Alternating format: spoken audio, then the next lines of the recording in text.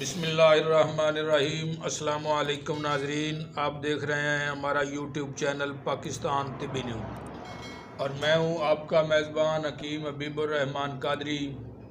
मोहतरम नाजरीन, आज बैड कोलेस्ट्रॉल यानी नुकसानदेह कोलेस्ट्रॉल,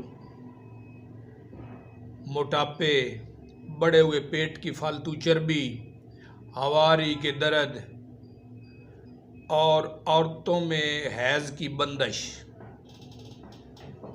यानी कुछ औरतों को मोटापा, रहम की सोजिश की वजह से मेंसेस प्रॉब्लम हो जाता है, उनके लिए नुस्खा पेश खिदमत है।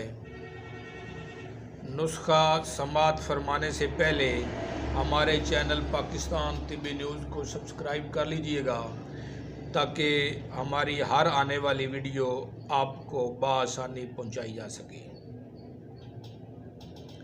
नुस्खा सुन लें। मेथरे आपने लेने हैं, देसी अजवैन, सब्ज़ इलायची और कलवंजी, ये 4 अज्जा हैं।